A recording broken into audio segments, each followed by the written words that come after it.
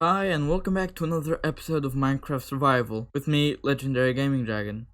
And in today's episode, we will be constructing one of our final farms before we get onto the fun stuff. Well, the even funner stuff in Minecraft. A beacon factory is what we're gonna build. Now, you may be wondering why it's called a beacon factory. Well, that's because we're gonna be blowing up sprays with charged creepers. Now, if you didn't know, on Bedrock Edition, strays blown up by creepers drop wither skeleton skulls. It's probably a bug. And we're gonna be building a farm based on that fact. Now, I have already cleared out the area, a 71 by 71 square, in the middle of a tundra biome. As you can see, there's basically nothing but snow. That being our center block, we are going to get started on building this farm. It's one of the last farms before we move on to the end game of Minecraft. Now, remember, Tundra Biome 71 by 71 square. And let's begin. And once you are done constructing your floor, or if you just let it be dirt, next you're gonna build the walls. Now you want to double, triple, and quadruple check that you have your measurements correct. Now, 71 by 71 is the maximum area that you can build this farm. You can build it smaller, such as 30 something by 30 something, but this 71 by 71 square is the biggest you'll make this farm. Since I am building the maximum size farm, you should be as well. Make sure your area is 71 by 71. I felt like I've said that too many times already. But to make sure, you can use torches or some distinct block to make sure it is the correct size. Now, you're gonna be building the walls at this part. So, get your stone or building blocks.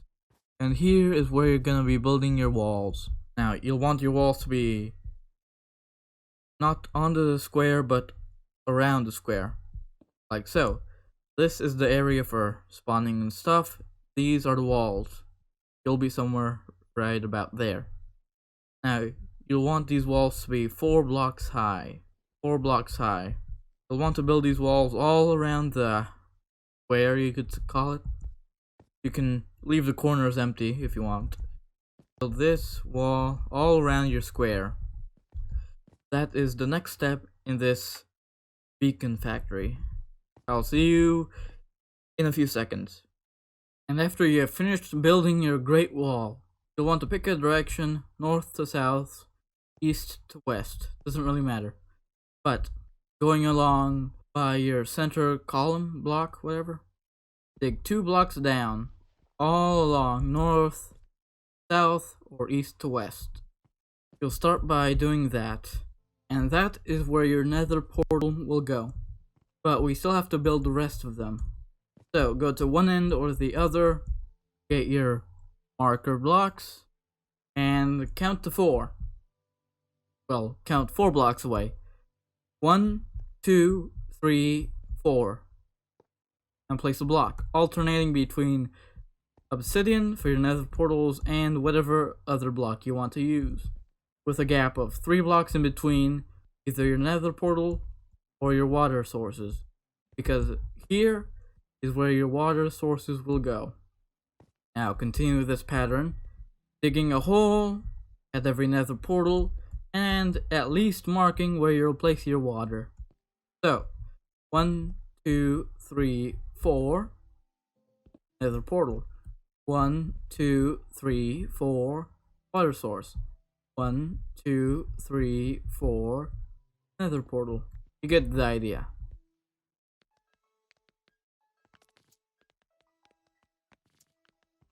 And once you get to your walls, your last water source should be right on the edge, right here.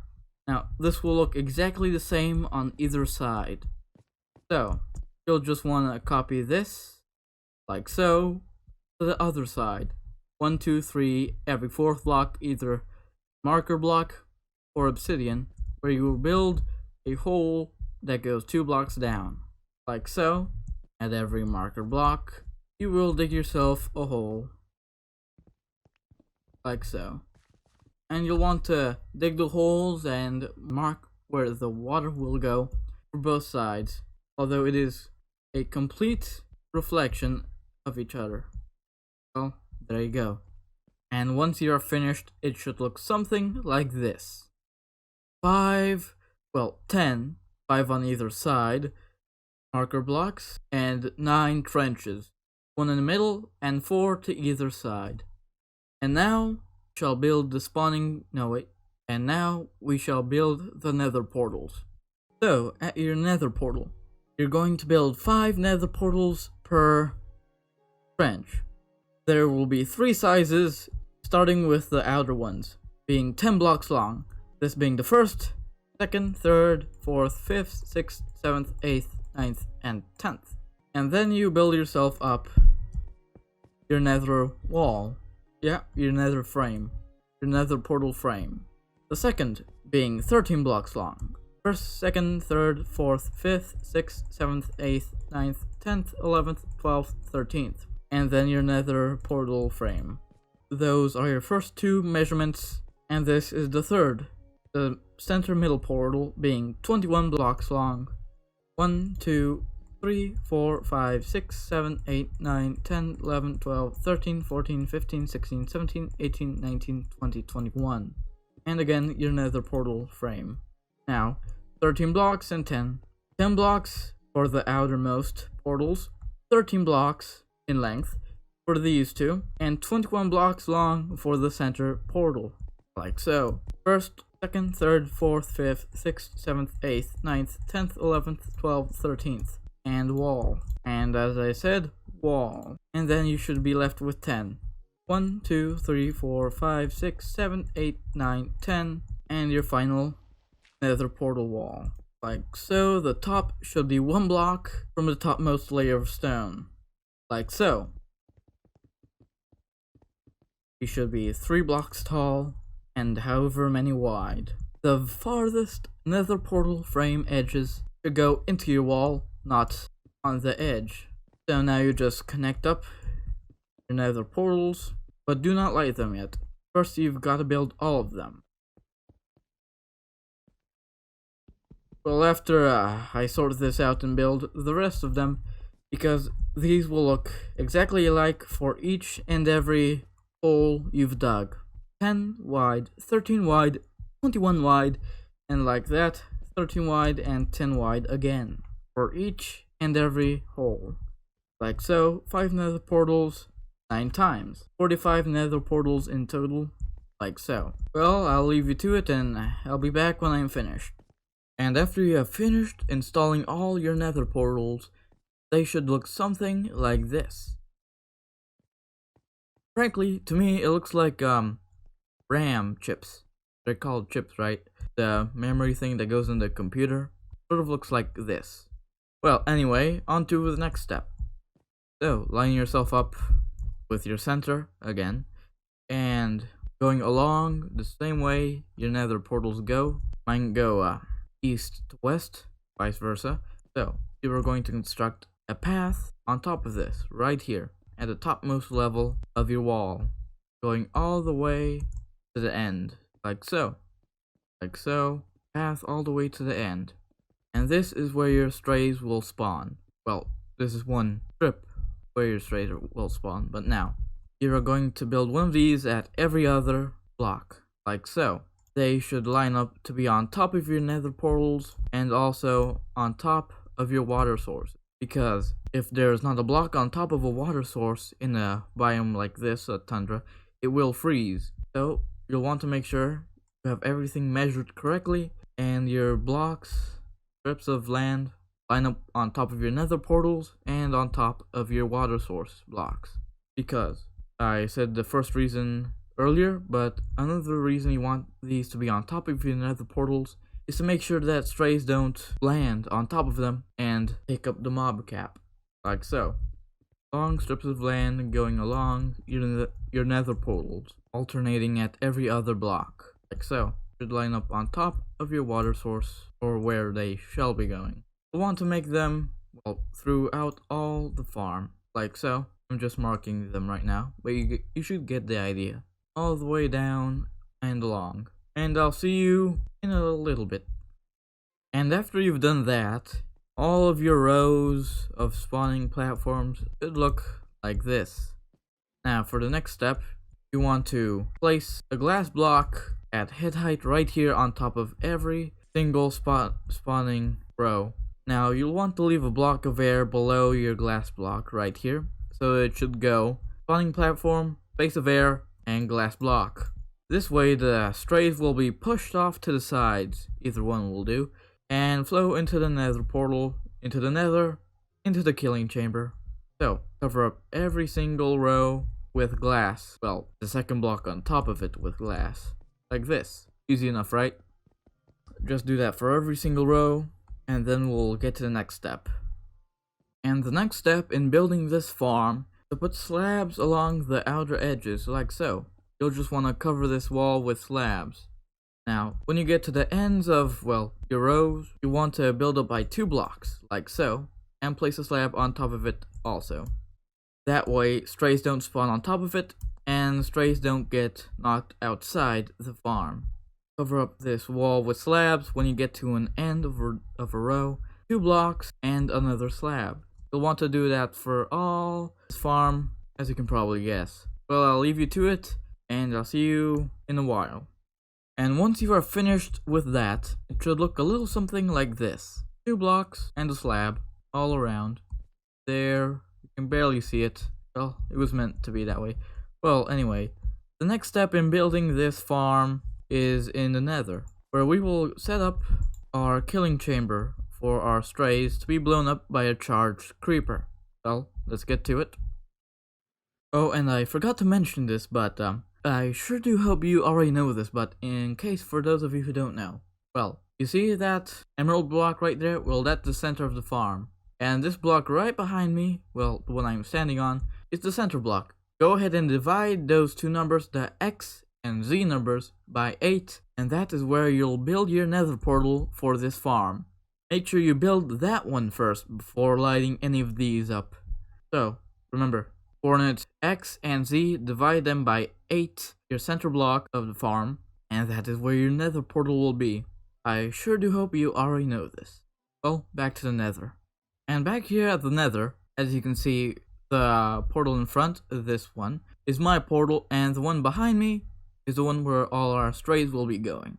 Now, I've deemed this side the front of the farm, and this side the back. So, all strays will appear in the nether portal, of course, and you can check in front to see if there are any left.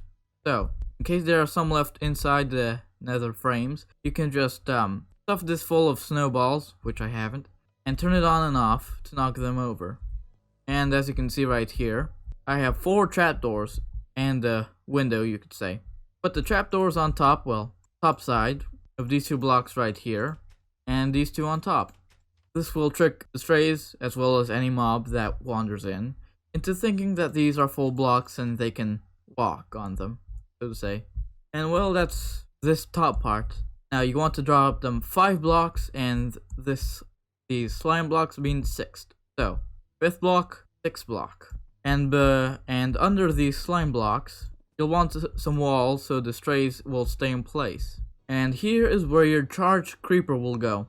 Of course, there is a block of space right between here and the slime blocks, so the explosion can actually hit the strays, since the explosion happens at the bottom part. So, basically, you light the creeper, stand back, and it will blow up all your strays.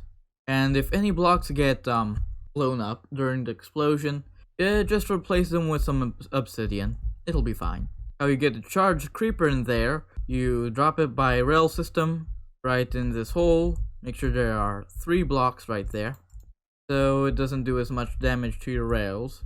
How you get your charged creeper to the nether, that's up to you. Easiest way would be minecart. So, charged creeper into this hole, you light it on fire, provided there are strays right here, and run back as quick as you can before you get blown up. And then you'll have like 3 stacks of wither skeleton skulls. And that is basically your killing chamber. You're almost done with this farm. Congratulations. Let's get back to Overworld. And back here at the Overworld, you'll want to light up all your portals now. Every single one of them. like so, and it'll take quite a while to light all of them. And you might also want to count your flint and steel with Unbreaking 3. Well, there's only one more step after this, and then your farm, well, technically 2 steps, and then your farm will be complete. Your beacon factory will be complete. And one of the last things you have to do is actually place in your water. And I'll be starting at the edges right here, but you'll want to remove this row of blocks. So basically, you have your water. It'll flow with any strays into the nether portal.